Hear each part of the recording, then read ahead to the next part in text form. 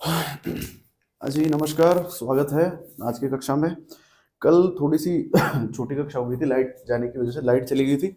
हाँ, तो warm up पढ़ रहे थे, शारीरिक शिक्षा के दैहिकी आधार पढ़ रहे थे फर्स्ट यूनिट में। उसमें वार्म अप चल रहा था।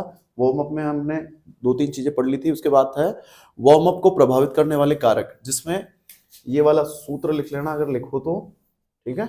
FACTEAT, यानी फैक्टीट बोल दो इसको, जिसमें एफ का मतलब फिटनेस, ठीक है। यानी आपको आपकी जो फिटनेस है उसको प्रभावित करती है। एल्टीट्यूड ऊंचाई, ठीक है। क्लाइमेट वातावरण से, और टेम्परेचर तापमान से, अनुभव से भी प्रभावित होती है, एज से प्रभावित होती है, टाइम समय से प्रभावित है।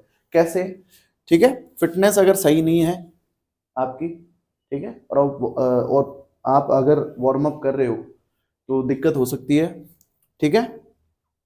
क्लाइमेट अगर सही नहीं है तो क्लाइमेट में भी आप अगर मतलब वातावरण सही होना चाहिए आपका, ठीक है ना। आप ऐसे कहीं पे भी खड़े होके नालियों के बीच में, ठीक है, तो वातावरण टेम्परेचर तापमान का पता होना चाहिए, तापमान सही होना चाहिए। जैसे गर्मी पड़ रही है भयंकर और लगातार वार्म अप करे ही जा रहे हो करे ही जा रहे हो, तो वो भी एक जरूरी है। अनुभव होना चाहिए, ठीक है ना। गलत वार्म अप अगर कर रहे हो तो भी आपकी दिक्कत हो सकती है। एक एज मैटर करती है। छोटे बच्चे जो भी हैं, जैसे मान लीजिए 6-7 साल के, 8 साल 9 साल के बच्चे, वो उनका वार्म अप करने का तरीका और एक 20 साल के बच्चे का या 20-22 साल के बच्चे का, उनका दोनों का अलग अलग तरीका होगा। समय समय मैंने बता ही दिया था, टाइम कितना करना है। गर्मियों में 15 से 20 मिनट, सर्दियों में 25 से 30 मिनट, ठीक है। और ये टाइम देखो, आप खेल के अकॉर्डिंग भी होता है। अगर आपका खेल थोड़ा तगड़ा है तो उसके अकॉर्डिंग आपको वार्म अप करना है, ठीक है। वार्म अप के प्रभाव, वार्म अप क्या क्या प्रभाव छोड़ रहा है। शरीर के ताप में वृद्धि करता है, ठीक है। जो शरीर का तापमान है उसी को क्या कर रहा है, बढ़ा रहा है, यानी वार्म कर रहा है आपको। फेफड़ों की क्षमता में वृद्धि, यानी फेफड़ों की जो क्षमता है श्वास लेने की, उसमें वृद्धि होती है। लैक्टिक अम्ल को निकालने में सहायक है। मांसपेशियों के खिंचाव की संभावना को कम करता है।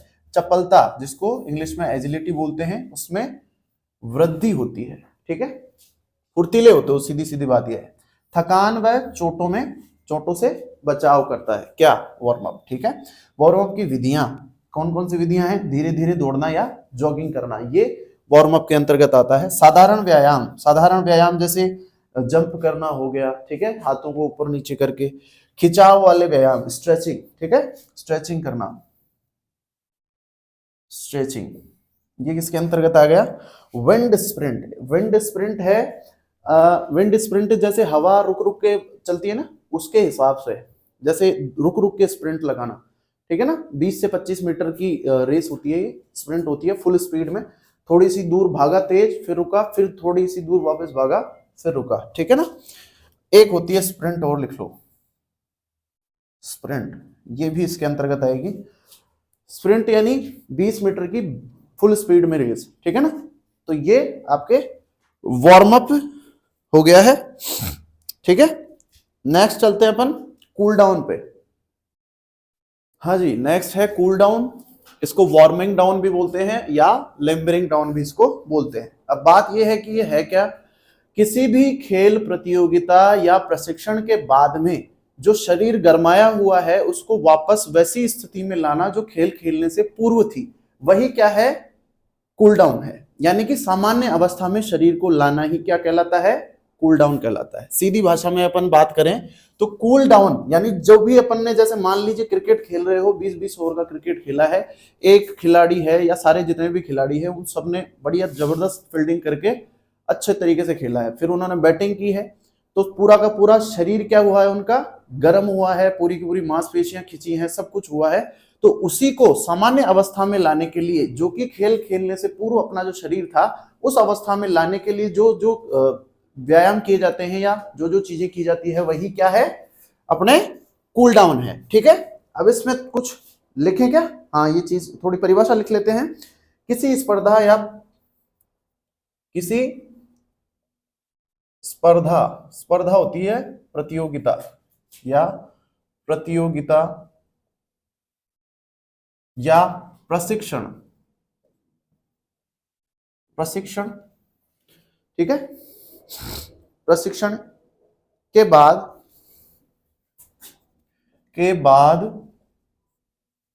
शरीर को फिर से सामान्य अवस्था, ठीक है, में लाने को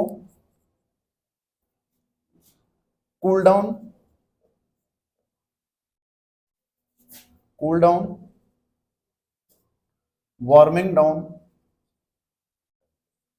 वार्मिंग या लिम्बरिंग डाउन कहते हैं, ठीक है ना। एग्जाम में अगर तीनों में से कोई सा भी नाम आए तो कंफ्यूजन नहीं होना है, तीनों के सेम नाम है, कूल डाउन, वार्मिंग डाउन या लिम्बरिंग डाउन, इसी को कहते हैं, ठीक है। कूलिंग डाउन शरीर को धीरे धीरे थकावट या प्रयास की अवस्था से लगभग आराम की दशा में लाने की प्रक्रिया होती है। वास्तव में कूल डाउन प्रशिक्षण या प्रतियोगिता के बाद एक आवश्यक क्रिया होती है। शरीर को सामान्य अवस्था में लाने की इसमें एक विशिष्ट प्रक्रिया या विधि शामिल होती है। इसलिए प्रशिक्षण या प्रतियोगिता से पूर्व हमें अपने शरीर की गतियों को तुरंत ही नहीं रोक देना चाहिए। उचित ढंग से कूल डाउन करने के लिए हमें कम से कम 5 से 10 मिनट तक जॉगिंग, वॉकिंग करनी चाहिए। शरीर के तापमान को कम करने में सहायक करता है तथा कार्य में संलिप्त मांसपेशियों से व्यर्थ के पदार्थ को निष्कासित में सहायक होता है, ठीक है। यानी सबसे पहले जैसे ही कोई भी खेल खेला है, अपन ने प्रतियोगिता खेली है या प्रशिक्षण किया है, उसके बाद में जैसे ही बैग उठा के घर पे नहीं जाना है, सीधी बात यह है। यानी कि आप एकेडमी गए हो, आपने कुछ भी सीखा है, आपने प्रैक्टिस की है, अभ्यास किया है, प्रशिक्षण लिया है, और उसके बाद में अगर आप कूल डाउन नहीं कर रहे हो, कूल डाउन करने की क्या है, 5 से 10 मिनट पहले आप वॉक कीजिए, जॉगिंग कीजिए, धीमी दौड़ जिसको बोलते हैं वो कीजिए, या चल भी सकते हो आप, ठीक है। उसके बाद में स्ट्रेचिंग वगैरह हो गया, ठीक है, और स्ट्रेचिंग जैसे आपके हाथ खोलने हो गए, ये सारी चीजें वापस से करनी है, ठीक है। तो वही क्या है, आपके कूल डाउन में आ जाएगा, ठीक है। हाँ, अब कूल डाउन के लिए मांसपेशियों के मुख्य खिंचाव वाले व्यायाम अपन पढ़ लेते हैं एक दो, ठीक है। चलो इसको ये थोड़ा प्रैक्टिकल हो गया, जिसमें हैमस्ट्रिंग, छाती, ये सारे आती हैं, तो ये थोड़ा प्रैक्टिकल करके बताना पड़ेगा, यहाँ पे मैं बता नहीं पाऊंगा। इसमें क्या है कि चित्र नहीं हो पाएगा, नहीं तो अभी जैसे वो डिजिटल बोर्ड होता है उसमें सारी चीजें बता देता, लेकिन अभी मैं खुद करके दिखाऊंगा तो उसमें थोड़ा यहाँ अभी सही नहीं है। तो अपन नेक्स्ट चलते हैं।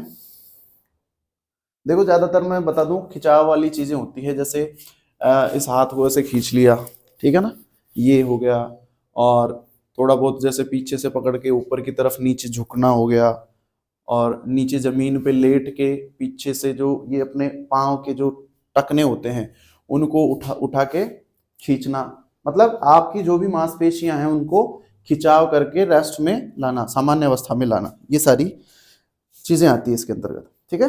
अब कूल डाउन के महत्व अपन लिख लेते हैं। कूल डाउन के महत्व,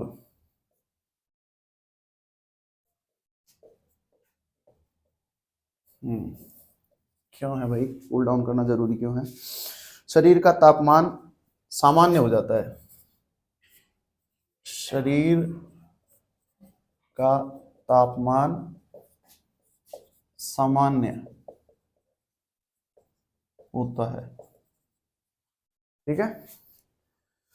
व्यर्थ के पदार्थों का उचित निष्कासन, शरीर में जो भी व्यर्थ के पदार्थ हैं, व्यर्थ के पदार्थों का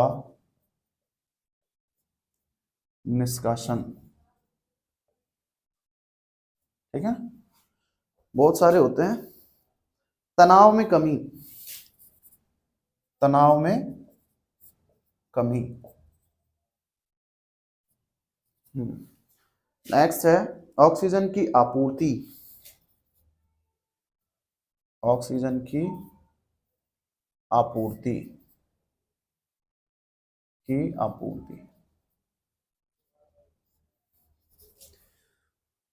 नेक्स्ट है चक्कर आने या मूर्छित होने के अवसरों को कम करता है। अगर किसी को चक्कर आते हैं ना, हाँ, तो चक्कर आने का कारण मैन यही है, चक्कर आने को कम करता है, कम करता है। नेक्स्ट, रक्त में एड्रीनल के स्तर में कमी।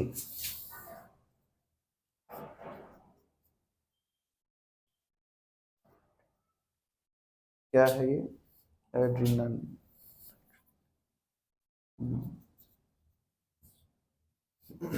के स्तर में कमी, स्तर में कमी।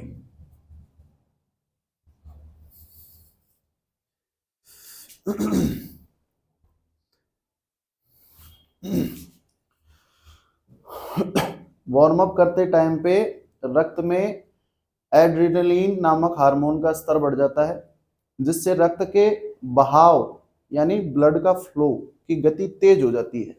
लेकिन कूल डाउन करने में रक्त में एड्रेनलिन का स्तर कम हो जाता है, जिससे रक्त का बहाव भी सामान्य हो जाता है। सीधी सीधी बात ये है, ठीक है ना। ये एक हार्मोन है जो कि रक्त में पाया जाता है। जैसे ही आप क्या करोगे, वार्म अप करोगे, इसका स्तर बढ़ जाएगा और रक्त है वो तेज गति से बहने लगेगा, यानी गर्म होगा बॉडी। तो अब कूल डाउन करते ही क्या हो जाएगा, ये सामान्य हो जाएगा। ठीक है। मांसपेशियां कठोर नहीं रहती है, मांसपेशियां कठोर नहीं रहती।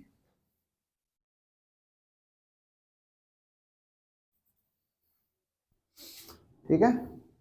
और अंतिम है, हृदय धड़कन की दर अपनी प्रारंभिक स्थिति में आ जाती है। हृदय हृदय धड़कन की गति सामान्य अवस्था में आ जाती है, सामान्य अवस्था में आ जाती है। ठीक है ना। तो ये आपका गरमाना और नहीं गरमाना दोनों हो गए, वार्म अप और कूल डाउन दोनों के दोनों कंप्लीट हो गए हैं। ठीक है। हाँ जी। नेक्स्ट क्या है, ऑक्सीकृत क्रियाएं या एरोबिक्स। अब ये क्या है भाई, दिमाग खराब हो जाता है नाम सुनते ही, है ना। हाँ, तो सीधी सीधी बात इसमें ये है, वे क्रियाएं जिसमें ऑक्सीजन पाई जाती है वो क्या है, ऑक्सीकृत क्रियाएं। यानी आप कोई सी भी क्रिया कर रहे हो जिसमें ऑक्सीजन है, वही क्या है, ऑक्सीकृत क्रियाएं। ठीक है। अब ये क्या होती हैं, लंबी दूरी वाली क्रिया होती है। लंबी दूरी वाली रनिंग हो गई, जैसे 1500 मीटर रनिंग, ठीक है ना। और सीधी सीधी भाषा में अगर बात करें तो 2 मिनट से जिसमें भी ज्यादा टाइम लगे वो क्रियाएं क्या है, वो एरोबिक्स है। यानी ऐसी क्रियाएं, ठीक है, धीमी गति की वो क्रियाएं जो शरीर के एरोबिक ऊर्जा तंत्र पर निर्भर करती है। ठीक है। हाँ, उपस्थिति में क्या, ऑक्सीजन की उपस्थिति में की जाती है। ठीक है, तो परिभाषा लिखें, लंबे समय या लंबी दूरी की गतिविधि जो लगातार रूप से की जाती है जिसमें ऑक्सीजन की उपस्थिति रहती है, एरोबिक्स या ऑक्सीकृत क्या कहलाती है, क्रियाएं कहलाती है। हाँ, परिभाषा लिख लो इसकी, लंबे समय या लंबे समय या लंबी दूरी, लंबे समय या लंबी दूरी की गतिविधि की गतिविधि गतिविधि जो लंबी दूरी की गतिविधि जो लगातार की जाए, जिसमें जिसमें जिसमें ऑक्सीजन की उपस्थिति रहती है, ऑक्सीजन की उपस्थिति रहती है, क्या कहलाती है, एरोबिक्स या ऑक्सीकृत क्रियाएं कहलाती है। ठीक है ना। तो और लिख लो एक, ऐसी कोई भी गतिविधि, ऐसी कोई भी गतिविधि जिसमें 2 मिनट से अधिक समय लगे एरोबिक्स है। ठीक है ना। ऐसी कोई भी गतिविधि जिसमें 2 मिनट से अधिक समय लगे क्या है, एरोबिक्स है। ठीक है। हाँ बस, ऐसी कोई भी गतिविधि जिसमें 2 मिनट से ज्यादा समय लग रहा है वो क्या है, ऑक्सीकृत क्रियाएं हैं। धीमी गति के व्यायाम जिसमें जिनको करने से शरीर की एरोबिक क्षमता बढ़ती है, मतलब अधिकतम ऑक्सीजन ग्रहण की क्षमता बढ़ जाती है। ठीक है। ऐसी क्रियाएं जिनमें शरीर में पावरिक पायरुविक अम्ल लैक्टिक अम्ल में बदलकर जमने लग जाता है। हाँ ये भी लिख लो, ऐसी क्रियाएं जिनमें शरीर में पायरुविक अम्ल, शरीर में पायरुविक अम्ल लैक्टिक एसिड में बदल जाता है।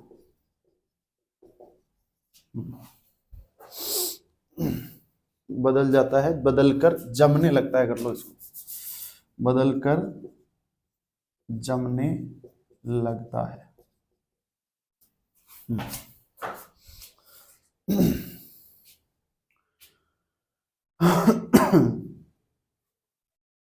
इस प्रकार की क्रियाओं में शरीर के ग्लाइकोजन के साथ साथ संतृप्त वसा अंतिम स्तर भी काम में लिया जाता है। मैराथन धावकों में इन्हें हिटिंग द वॉल के नाम से भी जाना जाता है। ये भी लिख लो। इस प्रकार की क्रियाओं में, प्रकार की क्रियाओं में शरीर के ग्लाइकोजन के साथ साथ, शरीर के ग्लाइकोजन के साथ साथ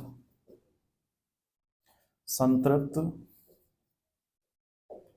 वसा अधिक स्तर भी काम में लिया जाता है।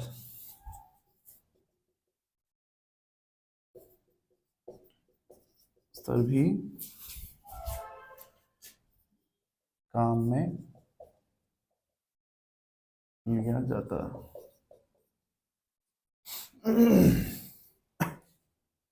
इसलिए मैराथन धावकों में इन्हें, इसलिए मैराथन धावकों में इन्हें heat the wall, heat the wall के नाम से भी जाना जाता है, से भी जाना जाता है। ठीक है। तो ये क्या है, ऑक्सीकृत क्रियाएं हैं। ठीक है ना। हाँ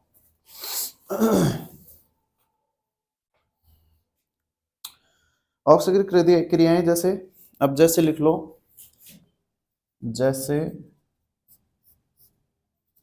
साइकिलिंग, साइकिलिंग हो गया, तैराकी, तैराकी, जॉगिंग, जॉगिंग आ गया। ठीक है। और एरोबिक व्यायाम, एरोबिक व्यायाम। इन क्रियाओं में ऊर्जा मांसपेशी संकुचन तौर पर ऑक्सी चयापचय प्राप्त होती है। चलो अब है इसके बाद में अनऑक्सीकृत क्रियाएं जिनमें ऑक्सीजन की मात्रा नहीं पाई जाती। ठीक है। कम समय या कम दूरी की क्रियाएं जो तीव्र गति के तौर पर की जाती है जिसमें पेशियों में संग्रहित ऊर्जा का उपयोग किया जाता है, यह क्रियाएं ऑक्सीजन की अनुपस्थिति में होती हैं। ठीक है। हाँ, यही पढ़ने वाले अपन। ये तो हो गई ऑक्सीकृत। अब पढ़ेंगे अपन, ये तो एरोबिक्स हो गया, अब है अनएरोबिक्स।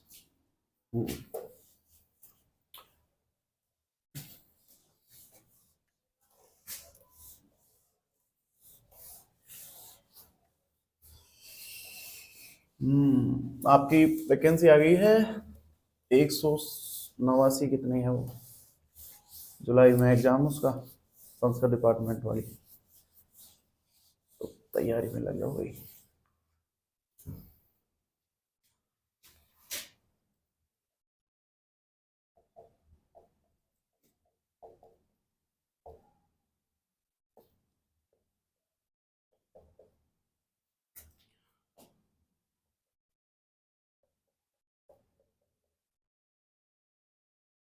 एनारोबिक्स, ठीक है। हाँ भाई, अब इसमें सीधी सीधी बात है, देखो, कम समय या कम दूरी वाली क्रियाएं जो तीव्र गति के तौर पर की जाती हैं जिसमें पेशियों में संग्रहित ऊर्जा का उपयोग किया जाता है, जो आपकी पेशियों में जो ऊर्जा होती है उसका उपयोग करके ये क्रियाएं की जाती है, वही क्या है, अनोक्सीकृत क्रियाएं हैं। हाँ, लिखो। कम समय या कम दूरी की क्रियाएं, कम समय या कम दूरी की क्रियाएं क्रियाएं जो तीव्र गति के तौर पर की जाती हैं, जो तीव्र गति से की जाती है, की जाती है, जिनमें पेशियों में संग्रहित ऊर्जा का उपयोग किया जाता है, जिनमें पेशियों में संग्रहित ऊर्जा का उपयोग किया जाता है। ये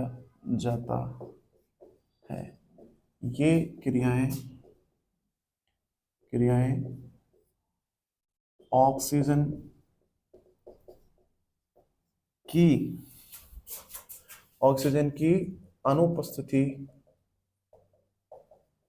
अनुपस्थिति में की जाती है। ठीक है ना, इसलिए अनऑक्सीकृत क्रियाएं इसको कहा जाता है। अनऑक्सीकृत क्रियाएं विस्फोटक प्रकार की होती हैं। ये क्रियाएं विस्फोटक प्रकार की होती है। विस्फोटक यानी एकदम से, ठीक है ना, धड़ाम से काम हो जाता है। इन क्रियाओं में मांसपेशीय संकुचन के दौरान ऊर्जा की प्राप्ति अनोक्सी चयापचय से होती है। इसमें एटीपीसी तथा ग्लाइकोसियम ऊर्जा तंत्रों द्वारा किया जाता है। हाँ चलो, हाँ ये एक चीज और लिख लो, ये क्रियाएं 2 मिनट तक की होती है। 2 मिनट से अधिक वाली कौन सी है? 2 मिनट से अधिक वाली है ऑक्सीकृत क्रियाएं जिनमें ऑक्सीजन पाया जाता है, धीमी गति वाली, ठीक है ना, लंबी दूरी वाली। और इसमें क्या है, कम समय और कम दूरी की क्रिया, यानी कम समय लगता है, ठीक है, 2 मिनट बस, इससे ज्यादा वो तेही कौन सी हो जाएगी, ऑक्सीकृत। हाँ, अब नेक्स्ट लिखो, ऑक्सीकृत क्रियाएं कौन कौन सी है, जैसे weight lifting, lifting, weight lifting, ठीक है। स्प्रिंट, स्प्रिंट यानी दौड़, कम दूरी की दौड़, इसको आगे लिख लो, कम दूरी की दौड़, कम दूरी की दौड़, ठीक है ना। हाँ, इसके बाद है तैराकी, कम दूरी की तैराकी, ठीक है। और लंबी कूद, ऊंची कूद, लंबी कूद, ऊंची कूद, ये किसके अंदर आ जाएगी, ये आ जाएगी आपके किसमें, अनऑक्सीकृत क्रियाओं में, अनएरोबिक्स में, ठीक है। आज ही नेक्स्ट है कैलेस्थेनिक। ये क्या है, कैलेस्थेनिक है भाई साहब, ये सर्वोत्तम अनुकूल व्यायाम है, खेल गतिविधि से पहले, वार्म अप से पहले किए जाने वाले व्यायाम, ठीक है। बिना जिम उपकरण के शरीर की ऊर्जा को खर्च करने वाले व्यायाम, जिम्नास्टिक को सामान्य तरीके से व्यायाम के रूप में संपादित करना ही कैलेस्थेनिक कहलाता है, ठीक है। हाँ, तो लिखो इसके अंदर, सबसे पहले तो इसका कैलेस्थेनिक कैसे बना है, ये दो शब्दों से मिलकर बना है, एक तो केलियो जिसका अर्थ है शक्ति, और दूसरा है इसका एस्थेनिक, एस्थेनिक, एस्थेनिक यानी सुंदरता, सुंदरता, ठीक है ना। इन दोनों शब्दों से मिलकर क्या बना है, कैलेस्थेनिक बना है। हाँ, खेल गतिविधियों से पहले, वार्म अप से पहले किए जाने वाले व्यायाम, खेल गतिविधियों से पहले, वार्म अप से पहले किए जाने वाले व्यायाम क्या है, क्या है, कैलेस्थेनिक व्यायाम, ठीक है। हाँ, कैलेस्थेनिक व्यायामों को न्यूनतम उपकरण के साथ किया जाता है, न्यूनतम उपकरणों के साथ किए जाने वाले व्यायाम, ठीक है। हाँ, जिम्नास्टिक को सामान्य तरीके से व्यायाम के रूप में क्या करना, संपादित करना, जिम्नास्टिक, जिम्नास्टिक को सामान्य तरीके से व्यायाम के रूप में संपादित करना, ठीक है। शरीर को रिलैक्स करने वाले वो व्यायाम जो मांसपेशी को काम शुरू करने के लिए तैयार करते हैं, इस प्रकार के व्यायाम में किसी भी उपकरण का प्रयोग नहीं करते, इसलिए इन्हें मुक्त हस्त व्यायाम, इन्हें मुक्त हस्त व्यायाम, व्यायाम में बहुत सारे व्यायाम लगा दिया, व्यायाम, ठीक है, या फ्री हैंड एक्सरसाइज, एक्सरसाइज भी कहा जाता है,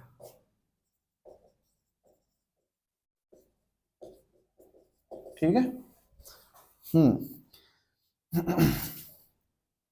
कैलेस्थेनिक को ग्रीको रोमन जिम्नास्टिक के नाम से भी जाना जाता है, इन्हें Greco Roman, Greco Roman gymnastic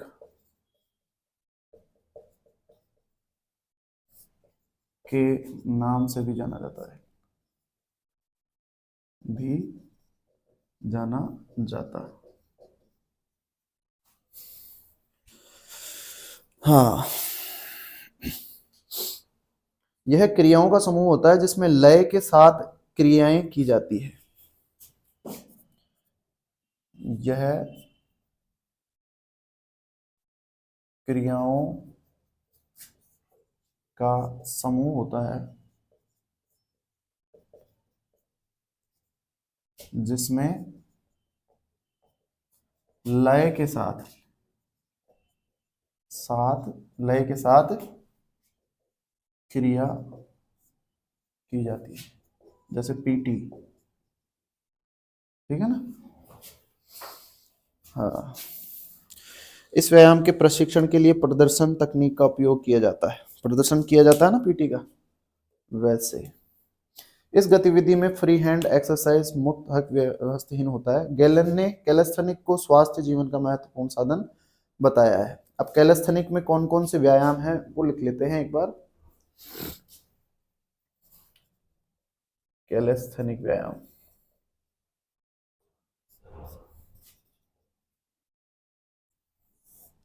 jumping Jack,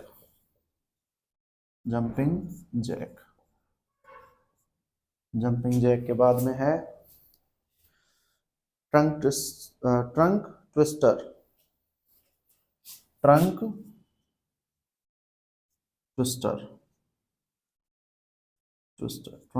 twister.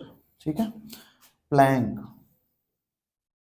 आदि ये किसके अंतर्गत आते हैं? आपके कैलेस्थेनिक के अंतर्गत आते हैं। ठीक है ना। ये आपका कैलेस्थेनिक भी कंप्लीट हो गया। नेक्स्ट और लास्ट है रिदमिक व्यायाम। रिदमिक या लयात्मक व्यायाम।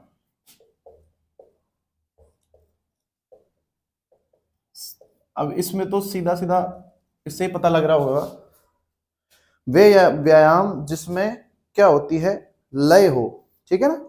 लय के साथ शरीर में गतिशीलता उत्पन्न करते हुए क्रियाओं को करना लयात्मक व्यायाम कहलाता है। हाँ, लय के साथ शरीर में गतिशीलता, लय के साथ शरीर में गतिशीलता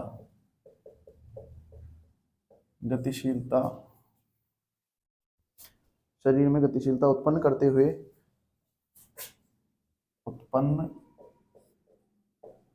हुए क्रियाएं करना ही क्या है, लयात्मक व्यायाम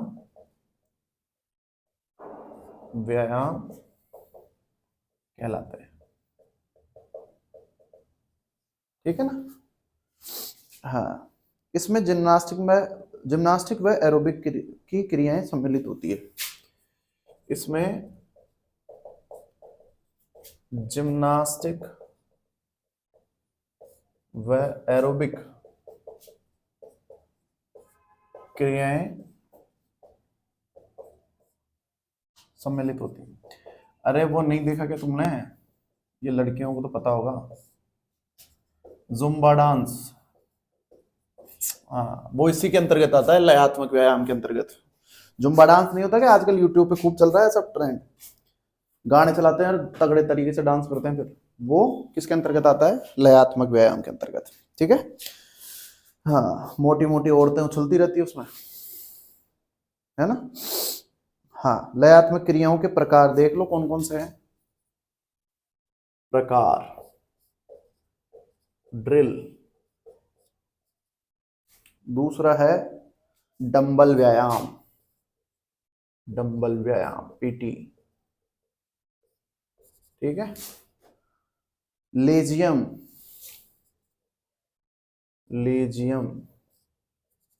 फ्लोर व्यायाम। ठीक है ना। ये प्रकार हैं 4। हाँ, अब चलते हैं शरीर के विभिन्न भागों की मांसपेशियों को विकसित करने वाले व्यायाम, जिसमें छाती के व्यायाम कौन कौन से हैं। ठीक है ना। पेट के कौन कौन से हैं, पीठ के कौन कौन से हैं, भुजाओं के कौन कौन से हैं, ये सारे अपन एक वो बना देते हैं सीधा ही, क्या, चार्ट बना देते हैं सीधा सीधा। छाती के व्यायाम लिखो सबसे पहले, छाती के व्यायाम, नाम लिख लो इनके सबके। सबसे पहला व्यायाम है barbell bench press, barbell bench press. दूसरा लिखो पुशअप और बैक फ्लाई, पुशअप और बैक फ्लाई, ठीक है। Dumbbell incline bench press, dumbbell incline bench press. ये जो भी जिम जाते हैं उनको पता होगा क्या क्या है ये, क्योंकि ये वहीं होते हैं ज्यादातर। केबल फ्लाई, कौन कौन जाता है जिम, कमेंट कर देना भाई। केबल फ्लाई, मैं नहीं जाता हूं, कौन तोड़े शरीर को। वेटेड डिप्स, वेट रखने के बाद में डिप्स लगाना, इतना सब समझ जाओगे तुम लोग। Weighted, weighted, weighted dips, dips pushups, ठीक है ना। डंबल पुल ओवर, ये क्या लिख लो, डंबल पुल ओवर, ठीक है ना। हाँ अब लिखो इधर गर्दन के व्यायाम, गर्दन के व्यायाम। गर्दन के व्यायाम में सबसे पहले लिखो साइड टू साइड टिल्ट्स, ऐसे ऐसे ऐसे, ठीक है ना। Side to side, side to side tilts, tilts, ठीक है ना। ऐसे ऐसे करना रहे, ये कर लिया, ये कर लिया। रोटेशन, रोटेशन, घुमाना गर्दन को, है ना। अल्टरनेट चिन प्रेस, ऊपर ऊपर ऐसे करना, अल्टरनेट चिन प्रेस।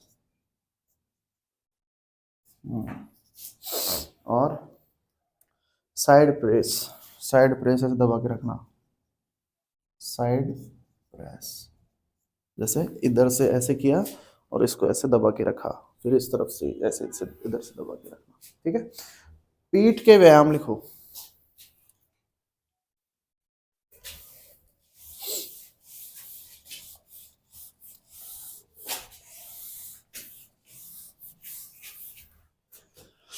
हाँ पीठ के व्यायाम, पीठ के व्यायाम में लिखो सबसे पहले dead lift, dead lift, dead lift. दूसरा पुलअप्स, पुलअप्स यानी किसी चीज के लटक के ऊपर होना, पुलअप्स। मशीन रो, ये क्या है भाई, मशीन रो, ये तो जिम वाले को पता है। Close grip pull, close grip pull है। Dumbbell row, dumbbell row, row. Next है चिनअप्स, चिनअप्स, चिनअप्स यानी किसी भी डंडे के लटक के अपने चिन को उसके ऊपर लेकर जाना, ये होना चाहिए। देखो मैं गया तो नहीं हूं पर फिर भी थोड़ा बहुत ऐसे, पता नहीं ये भी सही बात है कि नहीं। हाइपर एक्सटेंशन,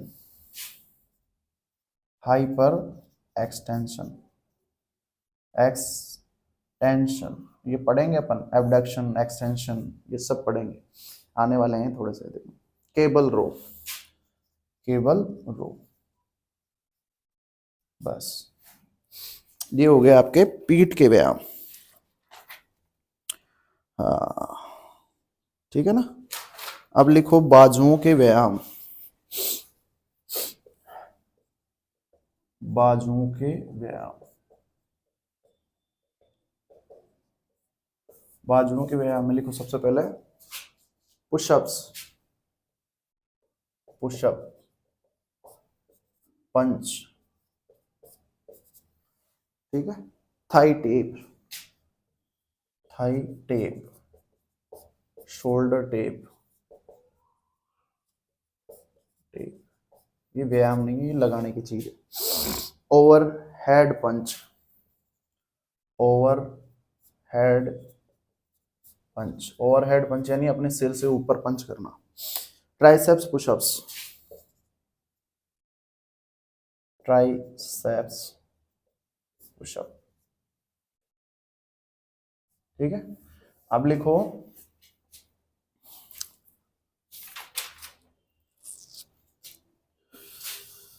पेट के व्यायाम, लिखो पेट के, लिख लिए नहीं लिखे, पेट के लिखो, पेट के व्यायाम लिखो क्रंचेस, क्रंचेज, क्रंचेज के बाद में लिखो इंक्लाइन सिटअप, इंक्लाइन सिटअप, ठीक है, इंक्लाइन सिटअप हो गया। डेकलाइन सिटअप, डेकलाइन सिटअप, इसके बाद, इसके बाद वो कहाँ गया, पेट के व्यायाम कहाँ गया, elbow side plank, elbow side plank, elbow side plank, Planck,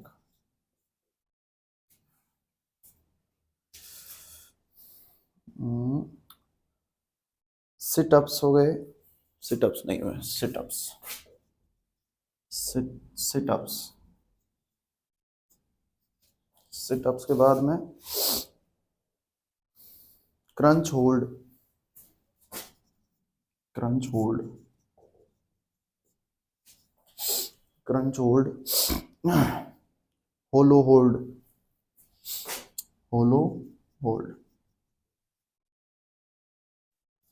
ठीक है ना। तो ये आपके व्यायाम हो गए हैं, ठीक है ना। तो आपके ये रिदमिक, कैलिस्थेनिक ये आपके कंप्लीट हैं। अब कल मिलते हैं अगली कक्षा में, तब तक के लिए सभी से धन्यवाद। राम राम, जय श्री राधे राधे।